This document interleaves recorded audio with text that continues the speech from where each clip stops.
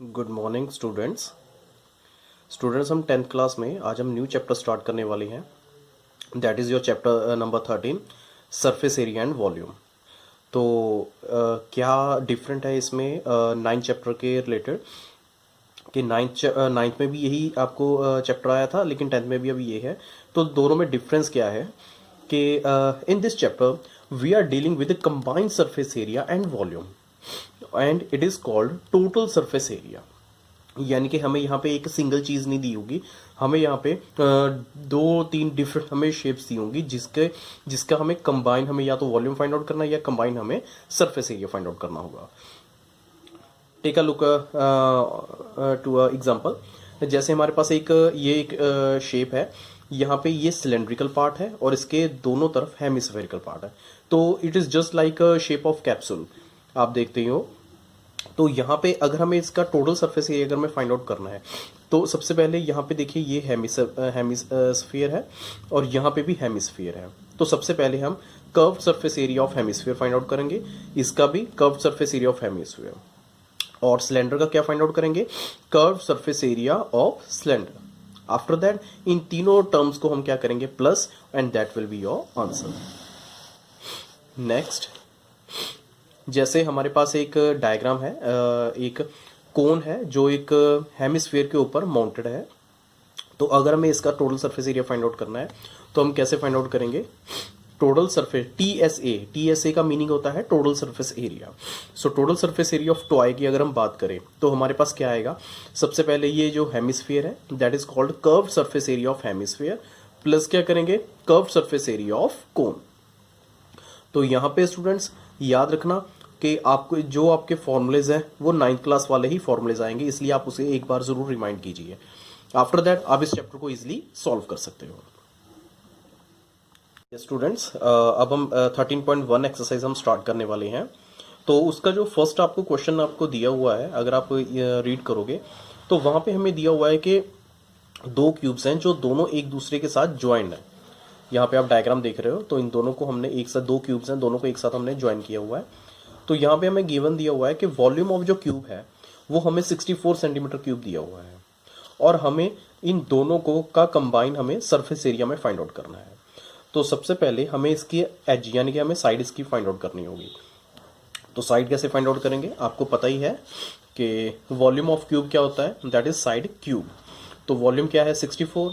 तो 64 का एलसीएम ले लो, 4 इंटू 4 इंटू 4, 4 की पावर 3 और साइड 3। तो पावर कैंसिल, साइड क्या आ जाएगा हमारे पास? 4 आ जाएगी। आफ्टर दैट अगर आप ध्यान से अब आप डायग्राम को अगर देखो तो क्यूब की एवरी साइड जो होती है वो इक्वल होती है। तो यहाँ पे हाइट 4 सेंटीमीटर होगी और उसकी जो विड्थ होगी वो भी क्या होगी हमारे पास? 4 सेंटीमीटर। लेकिन अगर हम लेंथ की बात करें तो 4 + 4 क्या होगा हमारे पास? 8 सेंटीमीटर। तो यहाँ पे हमारे पास लेंथ जो है वो डिफरेंट है, दैट्स वाई अब हमें यहाँ पे प्रॉब्लम क्या आएगी कि ये जो है वो क्यूब नहीं है, ये क्यूबॉइडल शेप बन गई है। तो अब हम क्यूबॉइडल शेप को सॉल्व करेंगे।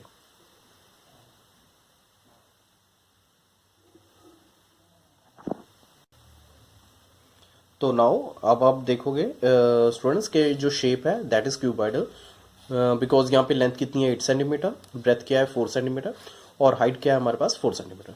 तो आपने सरफेस एरिया ऑफ क्यूबॉइड का फॉर्मूला अप्लाई करना है, वो आपको इजीली पता ही है, हमने 9th क्लास में हमने रीड किया कि 2 ब्रैकेट LB + BH + HL, आपने इसकी वैल्यू फाइंड पुटअप करनी है और आफ्टर दैट इसे सॉल्व कर लेना है and that will be your final answer. Next question, question number 2 अगर आप रीड करोगे तो वहां पे हमें दिया हुआ है कि एक शेप है दैट इज सिलेंड्रिकल शेप जो माउंटेड है हेमिस्फीयर के ऊपर, और हमें गिवन दिया हुआ है कि हेमिस्फीयर जो है उसका जो रेडियस है, डायमीटर है, वो क्या है हमारे पास? 14 सेंटीमीटर है। तो आप देखोगे अगर ये 14 सेंटीमीटर है तो ये डायमीटर है, तो इसका हाफ क्या होगा? 7 सेंटीमीटर। अगर डायमीटर हेमिस्फीयर का क्या है? 14, तो रेडियस क्या आ जाएगा हमारे पास? 7 सेंटीमीटर। आफ्टर दैट हमें दिया हुआ कि जो कंबाइंड जो हाइट है दैट विल बी 13 सेंटीमीटर। तो अगर ये 13 सेंटीमीटर है तो यहाँ पे हेमिस्फीयर की जो हाइट होगी वो एक्चुअली रेडियस ही होगा। तो रेडियस कितना है इसका? 7 सेंटीमीटर। तो 13 में से अगर हम 7 माइनस करेंगे तो हमारे पास क्या आएगा? 6 सेंटीमीटर। तो यानी कि सिलेंडर की जो हाइट है दैट इज 6 सेंटीमीटर। नाउ तो यहाँ पे हमने लिख दिया कि height of cylindrical part that is equals to 13 minus 7 equals to 6 centimetre. Students याद रखना ये आपको मेंशन करना पड़ेगा वहाँ पे, वरना एग्जाम में आपके मार्क्स जो है वो कट सकते हैं।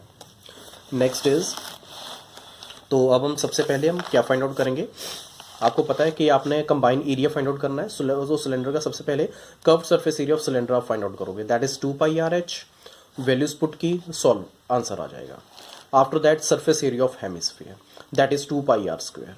वैल्यूज पुट कीजिए, सॉल्व, आंसर आ जाएगा। आफ्टर दैट हमें inner surface area find out करने को बोला है, तो फॉर्मूला क्या होगा, curve surface area of cylinder plus surface area of hemisphere. तो इन दोनों को प्लस कीजिए, दोनों टर्म्स को प्लस कीजिए, that will be your final answer. After that हमारे पास क्वेश्चन नंबर 3, अगर आप इसकी स्टेटमेंट रीड करेंगे तो यहाँ पे भी हमें एक टॉय दिया हुआ है कि एक वो टॉय कॉनिकल शेप में है जो सफियर के ऊपर क्या है वो माउंटेड है। तो हमें यहाँ पे दिया हुआ है कि जो रेडियस है दैट इज 3.5 सेंटीमीटर। अगर ये 3.5 सेंटीमीटर कोनिकल कोन और हेमिस्फीयर दोनों सेम है तो इसलिए दोनों का रेडियस भी कंबाइन होगा, दैट इज 3.5। आफ्टर दैट हमें दिया हुआ है गिवन कि जो टोटल हाइट है, टोटल हाइट कितनी होगी, दैट इज 15.5 सेंटीमीटर।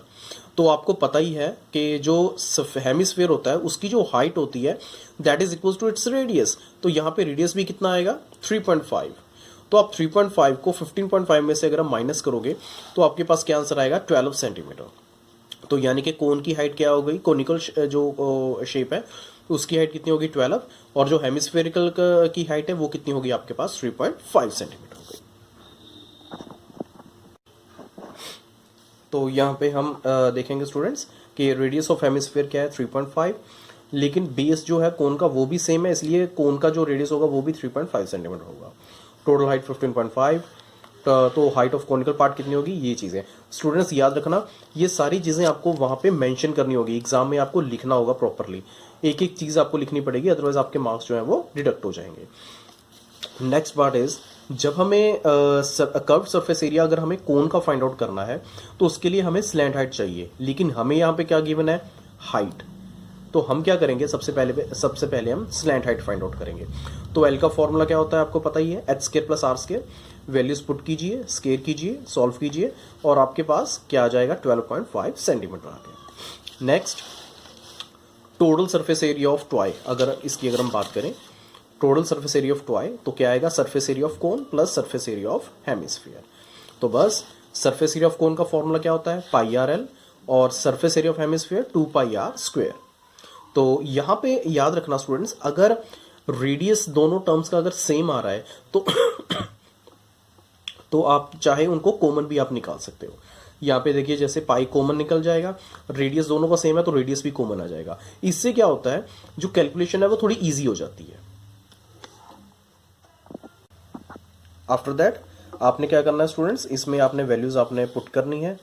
तो यहाँ पे 3.5 था, मैंने क्या किया, 3.5 को मैंने सॉल्व कर लिया, अपॉन 10 लगा दिया। तो यहाँ पे अगर जब आप कटिंग करोगे तो ईजिली आपके पास 11 आ जाएगा। 12.5 है, 3.5 के साथ 2 को मल्टीप्लाई करोगे 7 आ जाएगा, प्लस कीजिए, इन दोनों को मल्टीप्लाई कीजिए, तो that will be your final answer. I hope आपको ये क्वेश्चन समझ आ गए होंगे और आप इजीली अब आप बाकी क्वेश्चंस भी सॉल्व कर सकते हो। और ट्राई करना इनकी एग्जांपल्स को भी, क्योंकि वो भी सेम इनके ही रिलेटेड होती हैं। Best of luck, have a nice day.